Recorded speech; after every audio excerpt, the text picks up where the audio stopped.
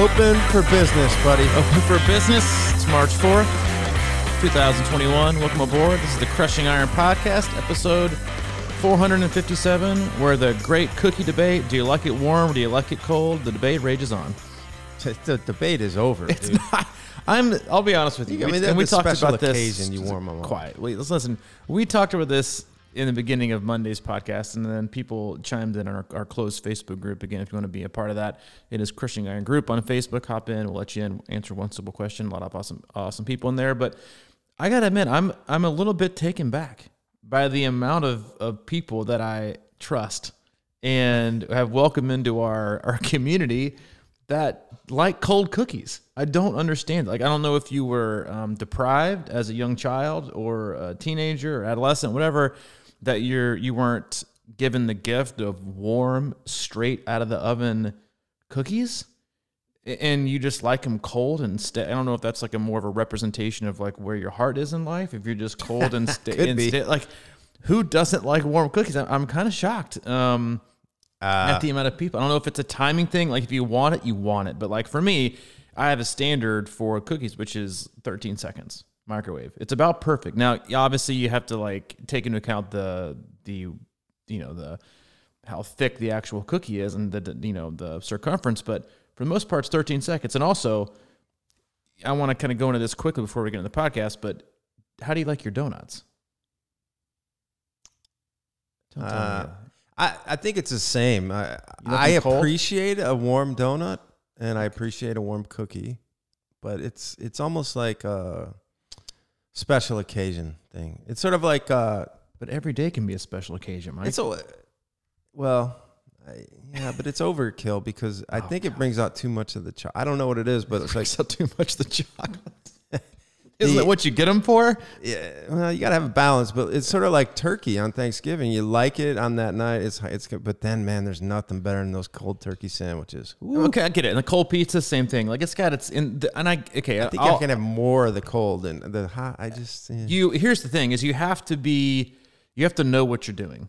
If you're gonna heat up a cookie in the microwave that you don't know anything about, and you're gonna heat up does it? I mean, it does. If you're gonna heat up a donut, because if you do it even just 1 or 2 seconds over, the chocolate begins to ooze. And then you're losing onto the plate some of the greatness that you just purchased. So it's especially, donuts are especially finicky. Like, you have to know the microwave, you have to know the donut, you have to know it like specifically, because you go to a friend's house, you go to a hotel, you pop in like a donut and it's over. You come in and it's like the chocolate's like, melted like all on the plate. Like, you just ruined your race. It's like you just ruined your entire race.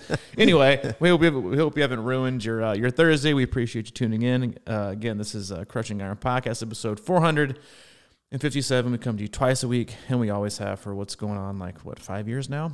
Mike and I, as both coaches and athletes, best friends, sit back, open up, discuss all the things that are going on in our life as coaches and athletes, and oftentimes what's going on in our athletes' lives. Sometimes we'll hop in our previously mentioned Facebook group and kind of take the vibe that's going on in there and use that to kind of launch the topic for the day of their podcast. But for the most part, we just sit back, relax, have an open, honest discussion.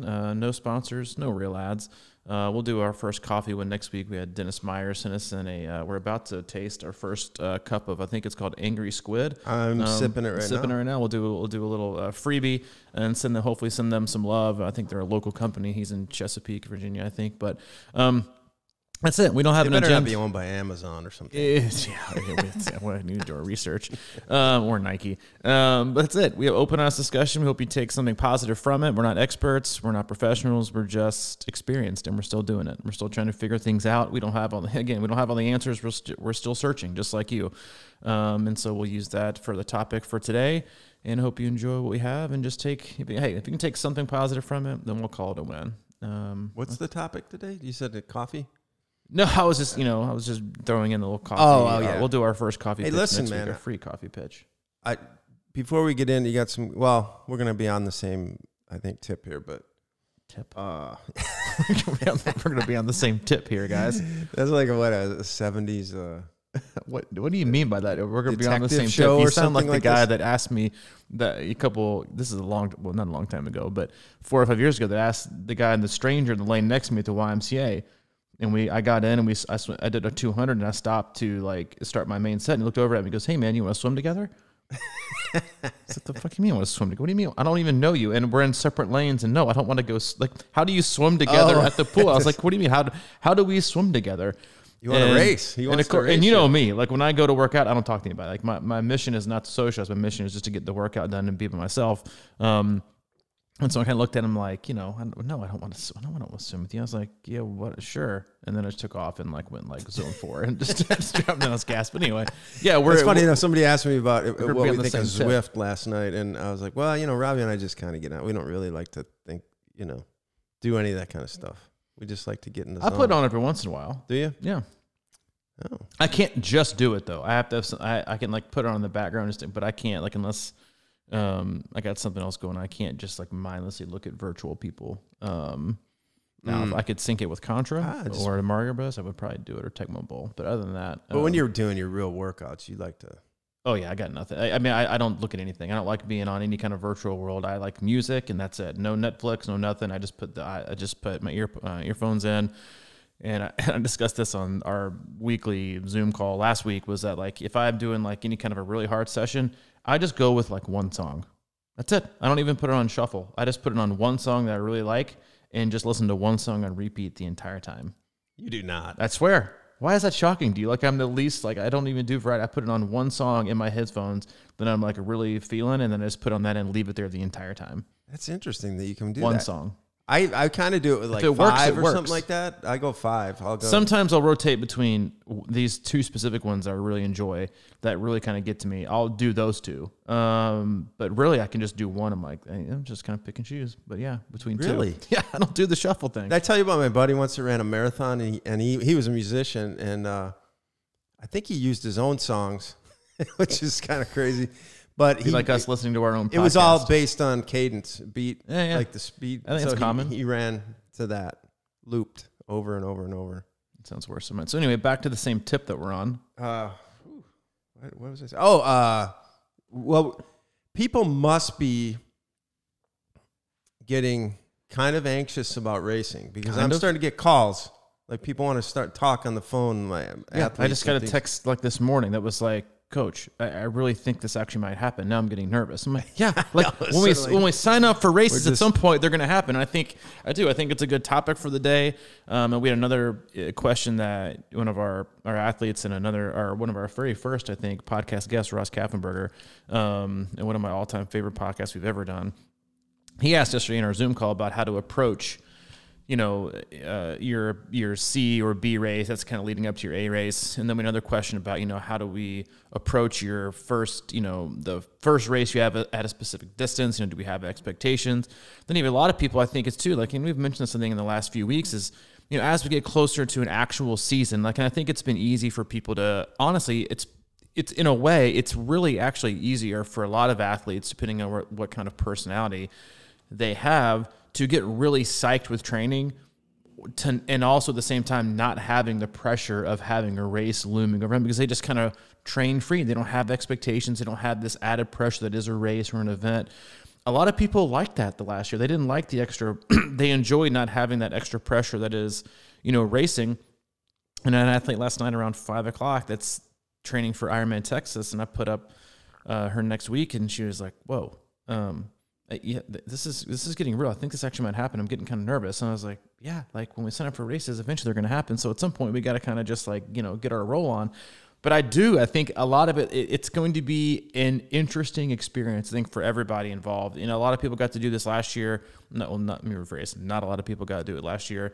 In races, you got to race something, but in terms of like big events that you may have put like, on your calendar, that's like your big race for the year, you had Tempe 70.3 that went off. You had Ironman Florida that went off, and that pretty much it. If you did Challenge Daytona, you did that. I know Challenge Miami's happening next weekend. That's 70.3. Like we have an athlete racing a 70.3 this weekend over in Australia. We've got people running half marathons. We've got people racing, so it's going to start picking up. And I think a lot of people have kind of like a deer in the headlights kind of thing. Like, let's be honest. Like even a month ago, I think a lot of people were kind of poo-pooing the fact that we might not race until September. And then all of a sudden people start to get, I think a lot of it also to do with like the timing of more daylight, more sunshine, warmer weather, people kind of getting out, like, cause people do, like, people like sometimes like the comfort of being at home and being in winter time and, just kind of snuggling up with some cheese balls or whatever you guys got in Wisconsin in a fireplace and drinking and eating and doing whatever. And you're like, races aren't coming. Then all of a sudden a month later and you're like, crap, I better get to work. And I think there's a lot of that kind of nervous energy that athletes have right now that they're like, and I think they're also, what they're doing is they're balancing it between, crap, I need to get ready or need to focus, or maybe I haven't been dialed in as I usually have. And they're also kind of balancing between, but do I really want to emotionally invest all the way before I even know it's going to happen? And I think that's a really hard thing for athletes to do right now, when you're asking an athlete to really get into, as you and I both do, like a much shorter, I think, Ironman or 70.3 build than a lot of, self-coached athletes or training plans might do. Then once you see it, you're like, now I got to really commit. And am I really ready? And can I emotionally and mentally commit to something that I think is going to happen? But then what's it going to feel like if I get the rug pulled out from under me again? Haven't done it. Like, what's that going to feel to like rip the Band-Aid off? Yeah, it's that's a tricky one, man.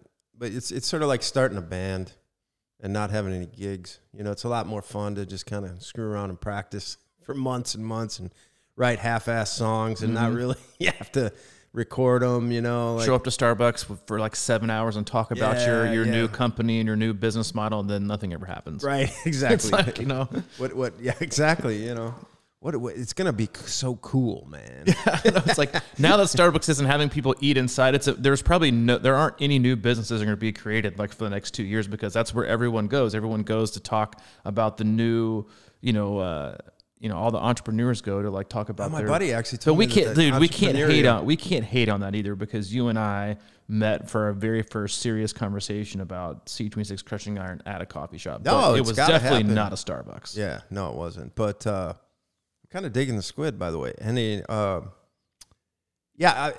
my buddy told me that more and more there's a ton of like new businesses starting because of all this stuff. Like a lot are going out, but he said it's like he's in the investment world and he's like, man, it's crazy right now. Different, like shifts in opportunity type businesses are opening up because of what's been going on. And so that's good. And obviously, depending on whatever side of the fence you're on with the Texas stuff, that's really good for racing. I think it's gonna be interesting, and I think that's the bigger. There's an event going on there this weekend, the Woodlands Half Marathon. It's a fairly big event. It's not gonna be huge, but I think it's gonna be interesting. Obviously, we're not gonna know till we know. I mean, I thought I knew Texas 70.3 was gonna happen until I was 4 hours into my drive. 40 hours beforehand. The same thing. The things happen. Things happen, and we don't know. But I think, at some point, unless you're totally riding this year off, which hopefully you are, is that at some point, you're going to have to make that decision whether to go all in and then risk it not happening, unless you're fortunate enough, especially if you've got an early season race, which I think, given how last year went, pretty much everybody does, because everybody deferred. And a lot of people have just like a gigantic full race calendar for the year. And so unless you're a person who's not scheduled to race or committed to race until like July, and you're one of the athletes that has, like, you got Florida 70.3, which is in April, Texas 70.3, which is in April, Ironman Texas, which is in April. You got early season. You got Ironman Tulsa, which is in May. You got Chattanooga 70.3, which is in May. You got Gulf Coast 70.3, which is in May. And obviously all the other non-Ironman branded bigger events. Like, those are the ones that if you're doing, which I think which I know a lot of people are, is you're like, we're in March already. Like, it kind of seems like the year has like crept along, but to me, it feels like it's flown by. Like, I'm kind of surprised we're in March, the sun's back out, and the temps are kind of getting up, and people are getting excited to get back in race. And we have that kind of newly found optimism that we had last year, because it was kind of squashed for the last 3 or 4 months of the year. And so you're kind of finding yourself thinking, all right, now do I really want to go all in? And I don't think going all in is ever, the right answer on anything, because it doesn't leave yourself a lot of room for error. And maybe error isn't the right word, but leaving yourself room to to be human, you know, and to have periods of not being motivated or having trouble managing life and fitness. But the biggest thing I think you can do is just, you know, step one is just, if your race hasn't been canceled, then assume you're racing and do the work, because you can learn. We'll talk about this in a minute in terms of like how to attack like your A, B, and C races and trying to structure that in an execution style way that can, or give yourself something executable on race day so you can see a win out of it, even if it's not your big day, is to just go through the block and gain the fitness that you're going to gain from it. Like, the fitness isn't going to go to waste. Like, athletes will sometimes comment like, why are we doing, you know, these runs and rides so far out from race day? Well, because it's not just about race day. It's about like gaining overall fitness that you can continue to have for like the next like 6 months, like the next 6 years. Like, you don't just, yes, you have like ebbs and flows and dips and like peaking for fitness and going down and going up. You have those, but like, you know, 2 hour, 3 hour, 4 hour rides, like those are good things. Your fitness doesn't expire because your race gets canceled, or they don't expire because you got a race. Like, you're going to have increased fitness. That's how your body works. Yes, it might deteriorate some if you take some time off, but it's a good thing to do. So go through the block, focus on it, because if you don't, then you're still going to be, you know, kind of like blindfolded swinging at a piñata when the time comes that you are going to have to race, having not gone through a race block, having not seen how you can, again, not just from a fitness standpoint, but listen, guys, like, if you've never done a distance or you've gotten fitter, which I think a lot of people actually have gained a lot of fitness in the last year because they haven't raced, they've just done a whole lot of work. You know, maybe their schedule was more flexible. Like, now they can probably handle more work, you know, and you want to see how your body can adapt to that. It's not just about how you can see the rates. It's about how you can handle, what kind of volume you can handle, and not just you as a person and as an athlete, but also like, how am I with this kind of time management? If I've committed to an Ironman, can I really handle Ironman hours? You know, or can I really handle 70.3 hours? How am I going to manage that? How's my body going to respond? Like, everything that we do, every work, like, that's why we always tell athletes, like, every workout you do is a test, right? It's not just based on one day. Everything we do is a test. How are you doing? How are you feeling? How are you adapting? How are you managing life? How is stress impacting you? How did this workout affect you? Like, everything you do, and you once you link that out to weeks and blocks before races, like, you're going to learn a whole lot. And then, you know, obviously, if you don't end up racing, then go out and rip one on your own. Like, you can still do those things and still see that what you did worked, and now you've gained knowledge and you've grown as an athlete, and now you're fitter. But I think dusting the rust off is like number one, and have fun. Like, that's what we talked about yesterday in the Zoom, is like, if you get out to race in April or May, first and foremost, like, be grateful and have fun, and understand probably that you're going to be a little bit rusty, right? You're going to be, you know, everything, like, you know, like they always say, like, you know, the biggest difference in moving from college sports to professionals is speed, right? Everything just speeds up, you know, in our own world, and, you know, in your pain cave or in the virtual worlds, like, everything is slowed down. There's nothing else going on. There's nobody else around. You're by yourself. Everything's controllable. You got your fan over here. You got your mini fridge stocked with your infinite water bottles, and you got some, you know, ring a bell, and your little kids bring you your Cliff Bars. Like, you got it all. You got made in the shade, right? And on race day, everything happens faster. Everything, from the moment you step off, you know, the bus that takes you to the swim start, or the moment you put on your wetsuit, boom, heart rate's up 10 or 15 beats.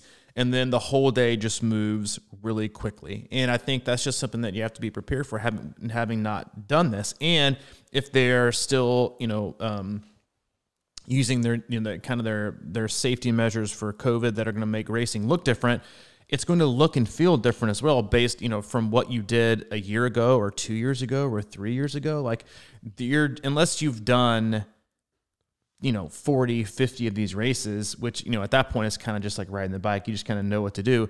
It's going to be a little bit of an adjustment. But I think the first thing to do is be grateful and have fun. And then, unless it's like your biggest race of the year, and even if it is, like, you need to find something within that event, within that day, swim, bike, or run, to find something that you really, really want to execute. Again, especially if it's not your biggest race of the year. And I think that's kind of a way to almost, I don't want to say hedge your bet, because I don't think you should go into a race with your, you know, without ready to execute the best day possible. But if you're finding yourself struggling with going all in on a race that may or may not happen, you're not sure if your emotional and mental, you know, triathlon, you know, psyche can handle another letdown, that you're going to be devastated, then kind of look at it as not a race, but as a day on the calendar where there's an opportunity to execute a plan. It won't be an entire race. It may just be something as simple as swim controlled, bike at, a lesser power than you might, and then go out and run the best open half marathon you possibly can, right? Or it might be, swim steady, bike harder than you probably would on a normal day, just kind of let it rip and then see what you can hold on to on the run and kind of give yourself something that's not the overall time expectation, because again, like that time is so relative. I don't want to say it's irrelevant, because it's not, because it is a competition. You're competing against yourself. But every single race you do is different, right? Like to even take like the race like Texas 70.3, which, it's a flat course. It should be pretty similar. Like, all you really need to do is like take into account, something as simple as like, the current could be, heavy. Like Texas it's protected, but it could have rough waters. It could be wetsuit legal, could not be wetsuit. There's time difference right there.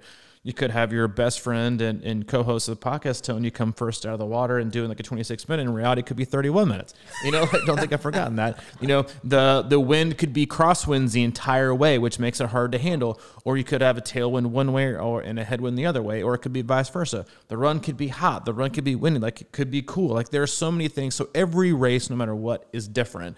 And so time is irrelevant. I always tell athletes, like, look at your overall place. Don't look at how you compare against the field. Don't always look at just times. And even just in your age group, because you can come, especially depending on your age group, you could come in like 9th in your age group and like 11th overall. So there's always something you can look at to attack and execute. And so I think, again, that's how you should probably look at C and B races anyway, something to execute and do well at. But also, if you're finding yourself not mentally ready or emotionally ready to invest fully because you got, devastated or disappointed, or you're saddened so much from last year and the letdowns, and you just don't want to do it again, pick a day, right? And figure something that you can execute. So no matter what happens, there's still an opportunity there to execute and then show off some fitness, and also show off how well you can pace.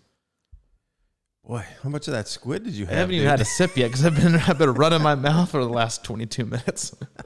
Maybe I don't need any angry squid. Oh man, there's so much there to. Right, well, good. Rich roll to unpack there. Okay. I'm kidding. And now for our ad from an avocado. No, but this mattress. probably is a good time to bring up the fact that especially here in Chattanooga, it's a big good time of the year to get together with some friends and come on down and do some group rides, ride the recon, do some recon on the course. And of course, starting in April, we're going to have an Airbnb available. We will. It's right next to the C26 Hub. 50 steps, I think we counted. It is. And you bring down two or three of you come in there and stay and ride the course and stuff like that. We just wanted to throw that out there because we're going to start booking that. We've already started booking it. We already have started. And we'll forget to mention at the end of the podcast. Yeah. So if you're coming down to just visit Chattanooga in general, or want to check out the hub, or want to pre-ride the course between April 1st and Ironman Chattanooga, hit us up. Email me at c26coach@gmail.com, or email Mike at crushingiron@gmail.com, and we'll see if we have an open date to come and hang out. And any day, any night. I mean, it's going to be a cool theme. And when you stay there, you can come over and work out at the hub. I think we'll include that during hours that we're here anyway. Yeah, well, I mean, you and I cover pretty much all of them. Yeah, we're 23 hours a day. 23 hours a day. I'm in here hanging photos late at night. I know. I walked in this morning and I was like, oh my God, it looks like a totally different place.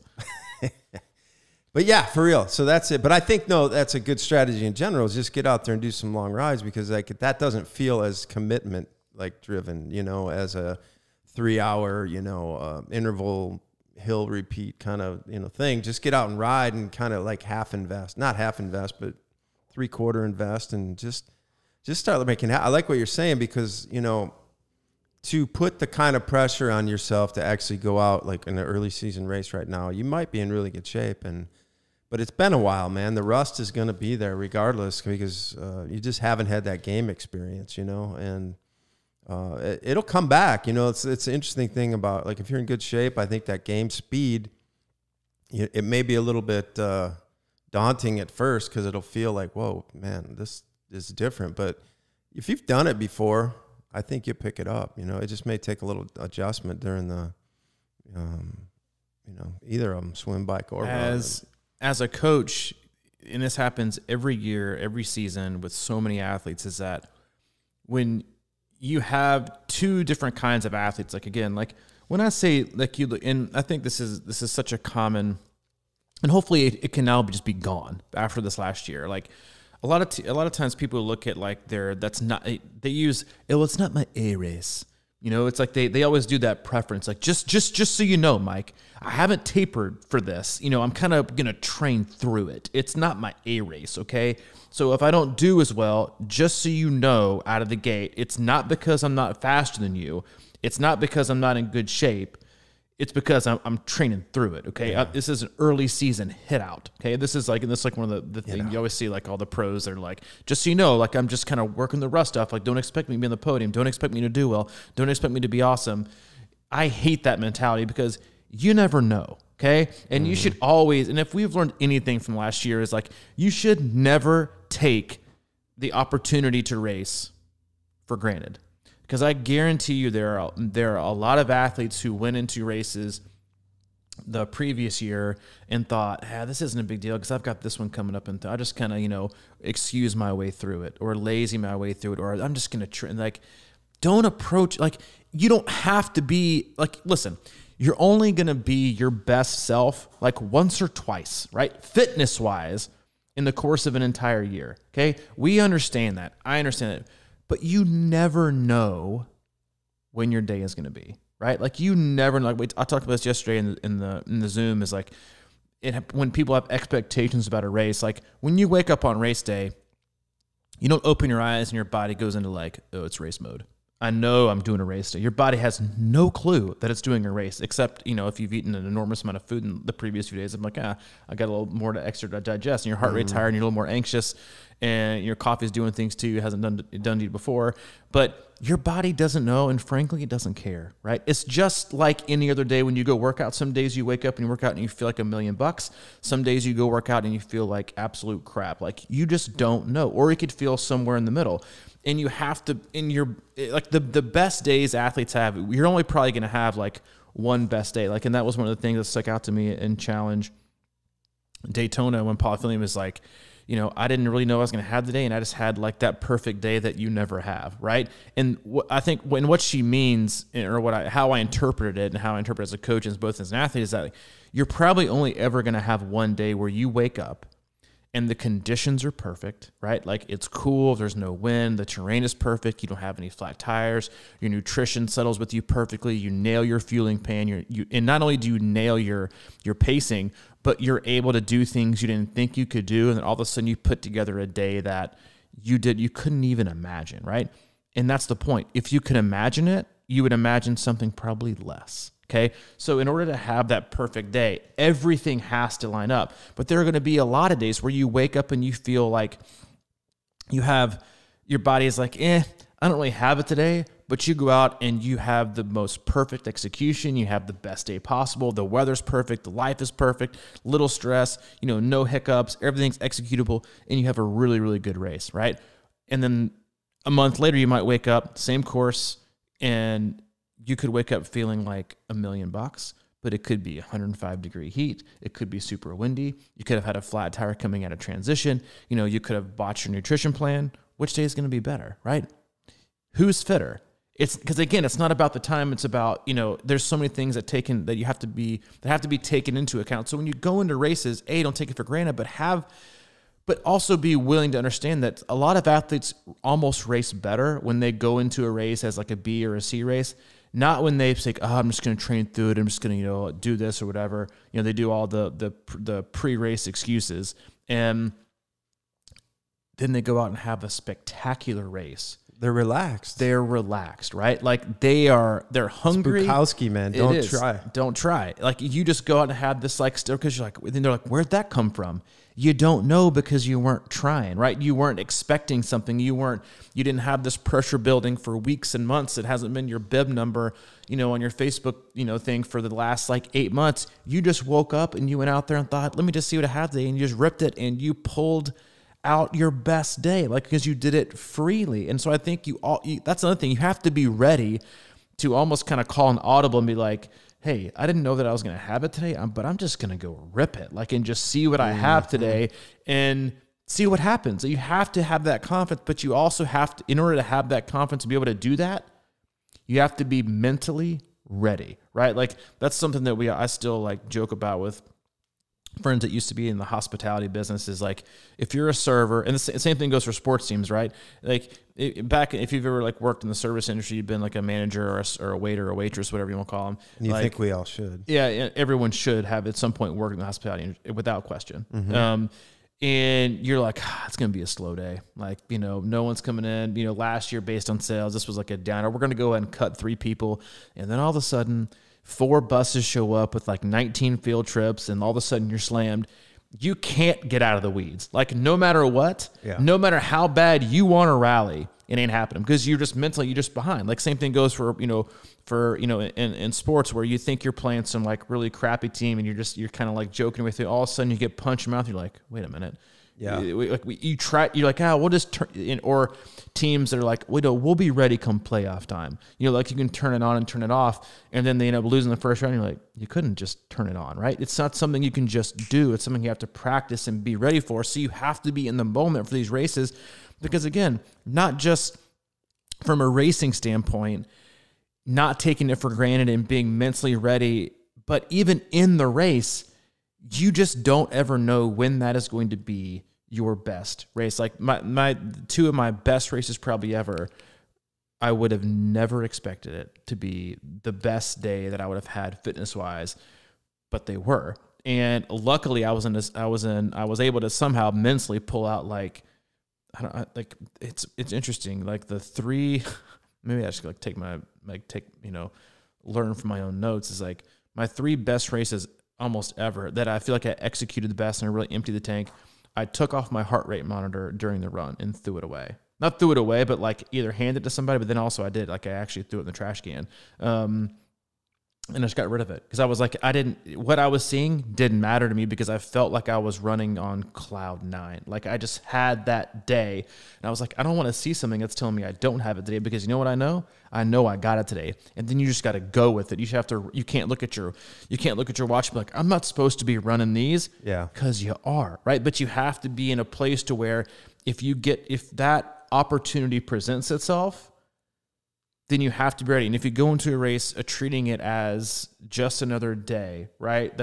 Or just another, because they're different workouts, but like you just have to be ready to seize the moment and do it and not just let it pass you by. Because the thing about racing is, I think we all know this if you've done this for a long period of time, is you're only going to have one.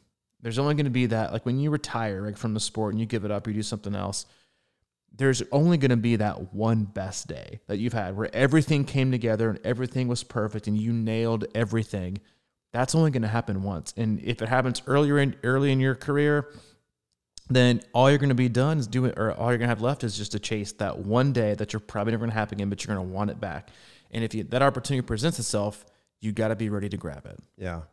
Well, I think what you're saying is so important to think about in terms of workouts and training and experience and things like that in training.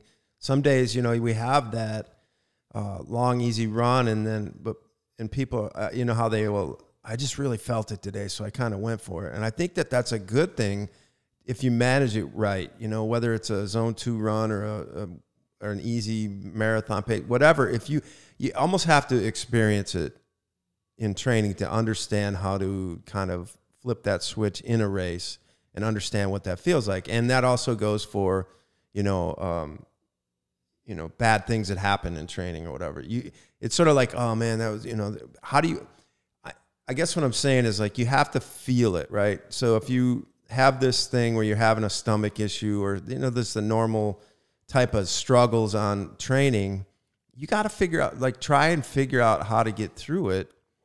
And if you can do that and experience how that feels, then you can do that in a race. Or if you're feeling good, like you're saying, like sometimes it's okay to experience that, because that's growth in my mind. It's like, oh, this isn't where I should be. But if you kind of like familiarize yourself with that position, then it's easier to do in races. And I just can't say it enough. Like, in training is like not just about, putting together 187 perfect days, that are safe and in the zone perfectly and never have any issues or what have you, you know, that can work, but that's kind of how your race is going to be, right? Then if you don't experience that, like, step out of the box moment occasionally and just get used to that, it's sort of like, you know, I talk about, you know, being in game shape or game ready. You have to create the game within the training sometimes. You know, like they always say, it's like practice harder than you race or whatever, or practice harder than you play. That way the game will seem easier. So it's almost like, how do you create that kind of cascade throughout training without overdoing it? But then when you get to the race, you're like, man, this is easy, or, you know, like, you know, quote unquote easy, but it may feel easier than what you put yourself through earlier. And I think that's the whole point. You know, it's such a really awesome point. Like, when I go back to talking about like the perfect day, you've always said this from, like, I think the moment that I met you, is like, you prefer, or you want days to be really, really ugly. Like, you want them cold, or you want them wet, or you want them windy. You want something because you feel like it doesn't make you perform better, but you feel like it levels out the playing field to an extent for people who might be in better fitness, because you feel like you're okay with that, right? You don't need, like, listen, I work with athletes that are like this, and there are a lot of athletes like, and I call them perfect Pats. They want, the race day has to go perfectly.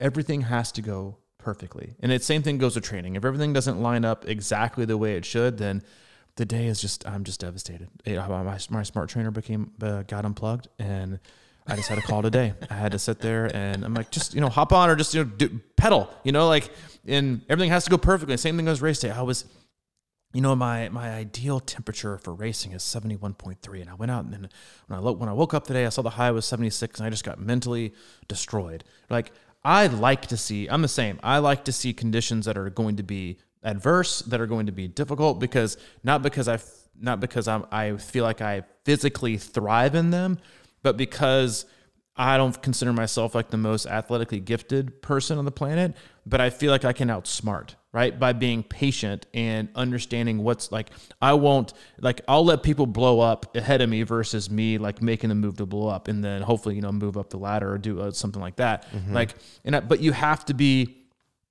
ready as well. Like, you can go into a race being the fittest you've ever been, but if all you've done is trained in, like, the most perfect, you know, bubble environment of workouts and training in your pain cave, and you only run on the perfect days, you only bike outside on the perfect days, and everything's set up perfectly, and I swim in a pool and I don't touch open water, and everything's easy and calm and smooth, and race day, bam, smacked in the face, you're gonna be like a deer in the headlights. It's not going to matter what kind of fitness you have if you can't express it because you don't know how to deal with the conditions. Like, I know athletes like this, even the ones that I don't work with, that when they might go, you know, they might get beat at, you know, against other competition at, like, local races or whatever, but then they go out to Kona and they just destroy those people because they know what it's necessary to practice in order to prepare and be mentally ready for the worst, or not the worst, but, like, it's hard conditions. It's hot, it's windy. Like, they know how to deal with that. Other people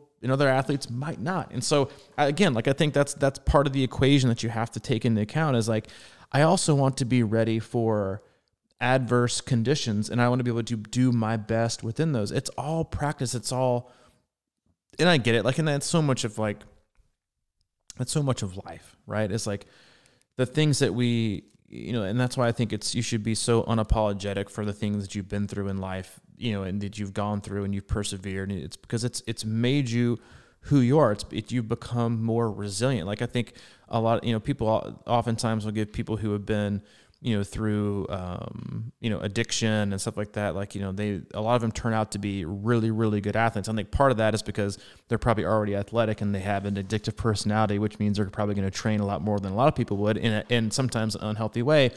But the other extent is like, a lot of them have probably been through really, really, really crappy things, right, in their life. Either, you know, things happened when they were a kid, or self-induced situations or experiences where they just had to become a very resilient. And that's part of that. That's also, like, your mind is also something that becomes more fit to deal with things, to make you more resilient. To mean, I don't think that I think I've become a better racer now that I'm, now that I'm sober, because when I wasn't, I think my fitness arguably may have been better, but I was mentally and emotionally just weak, because that's just who I was then. And now, given all the things that I've gone through in life, like, I rarely ever look at something, I'm like, meh, like I've been, not like I've been through worse, but like I have, like, like, frankly, I have, it's like, I can't argue with it. And it just, so I think like, it doesn't callous you. That's like when you talk to people who want to be mentally strong, it is, like you said, it is almost not something that you just can't get it right overnight. You have to experience things to make yourself grow in ways that will make you mentally stronger, to make you a more resilient athlete and a resilient person. Like, resilient people are resilient athletes because you are a person, right? And you can't just be, I want to be a mentally tough person, but I'm going to be a mentally tough athlete, but in my regular, human life, I'm not mentally tough. Okay, well, they're the same. Okay, the same person that's riding that bike or running those miles or swimming in open water is the same person in life. So you have to do things that challenge yourself. You have to do things that are going to make you grow, that'll make you uncomfortable. Like, you have to be able to deal with adverse conditions and adverse things that happen. And you see it. Like, I see so many similarities in people that I work with and people that you follow. It's like your mentality in the race course and training is the exact same to your mentality in life, right? If you're easily deterred or easily disappointed or easily distracted or easily, deviate from your plan, it's in life, it's the same way in training. Like, they're very, very similar. It's one of those things that I think you have to, like you said, you have to experience things in life to really be able to know how you can respond. And if you don't like the way you respond, then because I know plenty of athletes out there that are probably some of the best athletes that I've ever met. Not the ones that I coach, but that I've ever met. But I know that when the push comes to shove, they're probably going to falter. Like, they're going to fall in line, not because their fitness isn't there, because either they don't believe themselves or they just haven't, gone through something that's going to make them push to a certain level, to make them, really express their fitness, because they can't mentally get there. That's a really good point. I think the addict's historical advantage sometimes becomes self-sabotage. Yeah. They create situations that are harder and harder and harder to get out of. And you got to go through that. And like you're saying, man, it's like, I think, there's evidence that DNA stays within you. So even your lineage history can matter at some point, because what have they been through? What have you been through and your family before you and things like that? So there's a lot of that. And I think back to when I was a kid, man, we had this thing called the 60-mile bike hike or something like that. And I remember one of these things I did, and it rained and it was freezing the whole time. So 60 miles as a 12-year-old or whatever. And I just remember it was the most miserable thing ever, but we just kept going and kept going. And I wonder how experiences like that translate later in life, because it's like you said, you look at things and you're like, well, this feels familiar, or I've been through it. It doesn't, and then you always wonder, what's the potential of the human body? We know that we use, what do they say, 20% of our brain or whatever. God, max. And I think sometimes that's just because evolution has made it to the point where we don't need to use it. So it's just gotten lazy, over time. It's like equipment does shit for you now, and you don't have to figure out how to build things or whatever, because it's all kind of everybody does everything for you or whatever. So I wonder if that has something to do with that. I mean, I always wonder about that in the body too, because it's amazing sometimes the things we can do, right? So how do you tap those things? And I think that's another way to look at racing right now is even if you, we say, be undertrained. It's better to be undertrained than overtrained for a race. And a lot of times that's going to happen, especially with some people in these early season races. We're kind of maybe thinking, oh, this may not go or whatever. But here you are. You have it in you. You know what I mean? If you've been training, you've done it before, it's in there somewhere. So, just get to the race day in the best place you can get, to be. And, just be smart out there and let it happen. But just figure out, dig in there and it'll happen. Don't get over intimidated by something that's not here yet. You know, when you get to that moment, it's sort of like if you've done it before, you've been in races before, you start remembering that stuff, and it just kind of comes back. You know, you have to have faith in that. You have to have faith in the race energy and all that kind of stuff. And you're right. I think I tend to like tougher conditions because I think it does level the playing field for me, because a lot of times you can kind of go on grit or something like that. And I feel like that maybe that's one of my advantages for various reasons. But I also like nice days because I like the crowd energy. And if it's sunny out, more people are going to be on the course supporting you and that kind of thing too. So I fuel off of both of those. But going into a race, if you feel really like, you know, I think we said it last time. I think if you feel like I had a really good, my best Ironman was when I felt like shit that morning or the day before. And I just kind of took it as it came and ended up like having a really good race because I wasn't overamped. And I think if you feel really good going in a race, you have to check that too, you know, because maybe you're just, you know, I don't know, maybe you haven't got as fatigued maybe as you could have with a longer build or something like that. But you have to really ease in and pull back early and let it unfold. And if you feel good, let's see if you can hold that feeling towards the end of the run. And it's not always it's about missing opportunities for growth. You know, like the race day is one day itself, but it's all the training days that really make you who you are. It's not the race day. The race day is the graduation. Race day is when people, graduate college, going back to their best college memories, none of it's graduation day. Like none of it's their cap and gown day. It's like, their parties or their road trips or so-and-so teacher or the late nights at Waffle House studying for tests. Like that's what do people remember. Like that's the stuff that where you had to work harder than so-and-so or stay up later than so-and-so or, really cram for the test and you were super proud of this, that's the stuff that you're going to skip out and miss on if you just choose to just bag it and just, oh, well, it's just going to be canceled. I'm not going to you're choosing, you're making a choice to turn down an opportunity to grow because the race day is just that. It's just a day. But the weeks and even the months sometimes that you have before that, that's where you really start to like you don't change as a person overnight. It's gradual, okay? Race day is not going to do that for you. So if you're worried or you're hedging your bet because you think race day is going to be some overnight success that's going to carry you for the next 10 years, hate to break it to you, but it's not. That's not being Debbie Downer. That's just reality. It's the training. It's the people. That's what helps you and allows you to grow. That's what changes your things that you do daily, not something you do once, right? And you have to do it over time, and you learn more things about yourself.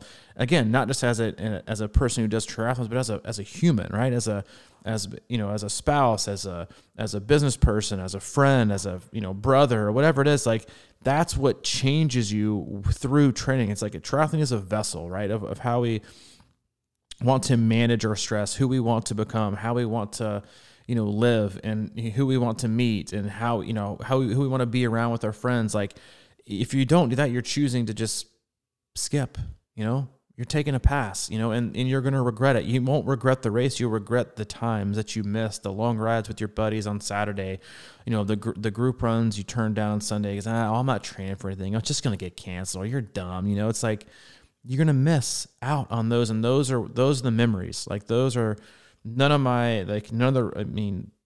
the races that I've done are probably in my top 10 experiences that I've ever had since doing triathlon. They all come down to memories or being around people or runs or rides or things that just stick out, not because of the result, but because of the experience overall. Yeah. A day that I was proud of myself, or a day that I did something hard with buddies, riding 120 miles on the trace in the pouring rain, like with you and 4 other guys, or doing an insane run day, getting ready for Muncie at 110-degree heat on a random track at, in the middle of Nashville. That was blatant, and little things like that. That was back in the day, man. It was right up my punish it, man. Punish it. And that's the days you remember, because you look back and like, man, if I can do that, why am I not doing it today? And I think that's just like, we can't keep procrastinating or lazing or making excuses for not like that. Those days are over.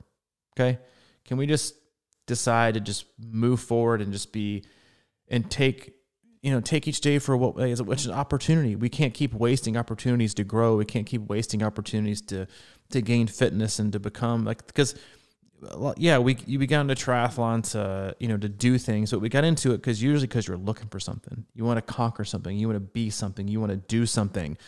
Hopefully that hasn't changed, right? Mm-hmm. And so every day that we miss is a wasted opportunity. And so get out there and take your opportunities, and then hopefully you get to go on race day and get out there and enjoy with a bunch of other people and have fun and express your fitness and learn something, right? It's all about learning things and growth. Because I've been doing this for freaking like 20 years, and I'm still learning. Like I'm still trying to figure things out because everything changes. I'm not 23 anymore. Yeah, unfortunately, stuff seems to come full circle sometimes like that. It's a gut instinct thing. It's like if you think your race might be hot, and you tell me I didn't want to run today because it was too hot, it's probably, you got to experience it. You feel it feel nature. I mean, the race is in nature. Go be about nature, get your body used to feeling those different conditions, because it's so, the perfect example is like the first time you ever go out of the year, you go out to ride, like you could just ride a couple hours and, be in great trainer shape, but go outside and then all of a sudden you're breathing all that oxygen and dealing with wind and the sun and, the environment and everything. And it can just wipe you out. And you can be like, man, I think that's the thing, right? Is like sometimes the, hermetically sealed training that we put ourselves in can really do a good job on the baseline, but you have to experience the elements. And I think it was like we talked about, was that Amelia Boone, that Spartan racer or whatever? She looks at the next day and always tries to pick the worst time of day to train, whether it's rainy or cold or heat or whatever. And she tries to experience that. I don't know. That's next level stuff sometimes. And I know how that if you always do that and you're not taking care, it can be harder to take care of yourself, and it can really wear you out, So it's one thing about treadmilling in a sauna, but when you get out in 100 degrees with that sun baking on you, that's a different angle. Here's the deal: is that it's not about doing it one time. Yeah, right. Exactly. It's like, and that's the thing is like people, I'm going to do this from like just split your run up, man. Like every once in a while, challenge yourself. Don't do it once. Like, I did this one run, right? Well, that was one, and that's like not take credit, but like you did it one time. Like, you got to continually do things and challenge yourself to be that person who accepts challenges. Not, a couple of years ago I had this run and I nailed it, buddy. And I'm like, you got to keep, and since then you've been, doing 65-degree air controlled, perfect, it's no longer called a pain cave anymore. It's like your freaking triathlon leisure bunker. Like it's not where people go. It's like people will go to create the perfect setup, and racing is never perfect. Just like this podcast, we are never perfect. Leisure bunker. That's what it is. It's like seriously, you look at it and I think, that's like nicer than most people's houses that I see. Like they got 3 flat screens. They got, one for work. They got one for, Swift. They got one for Trainer Road. They got one for this. I'm like, first of all, how do you not like when we go out to eat and there's a ball game on and there's too many TVs, a lot of times you watch less because you always go back and forth between the multiple TVs and you miss them. I don't know, you concentrate.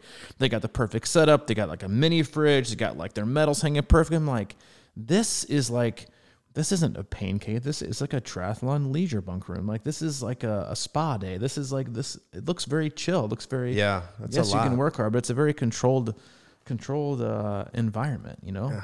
That's a lot, man. I couldn't even turn on your iPad yesterday. You think?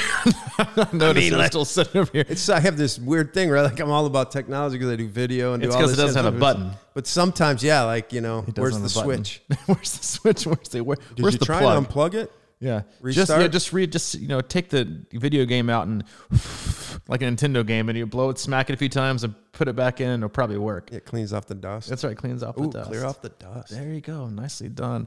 We hope you found this podcast nicely done. As always, we love you. We appreciate you tuning in and giving us your time. We know you have a lot of options. If you haven't been and want to stop by or just go again, please go to our website, C26Triathlon.com. It's our one-stop shop for all things coaching, camps, and community. We also have our club membership that is ongoing. You click on the coaching tab, scroll down a couple spots, and you click on that. We'll set you up for the rest of the year and all the races that you may or may not be confused about, or you may just have too many races to understand, what to do in between the interim of going in between races and when to peak and when not, when to rest, when not, and how to make your best race your best race. So look at that. You can look up Mike as well. He's on there. He's accepting athletes at the moment. He's at crushingiron@gmail.com. If you have any questions for me directly, I'm at C26Coach@gmail.com. And again, as we mentioned there, I think in the middle of the podcast, if you're coming to Chattanooga to ride the course, to hang out with family, do whatever, come in for a training weekend, or just come out to hang, we'll have a condo available beginning in April, 2 bedrooms, 1.5 bath, about 50 steps from the hub, where we got coffee, recovery boots, bikes, endless pool, all the fun stuff. And, if you like Mike and I, then we're here too. We're just hanging. We're just hanging. You can email me for info on that. I'm again, C26Coach@gmail.com. We hope you have an awesome weekend. Race hard, have fun, enjoy the moment, seize the day. All right, man. I'll see you later.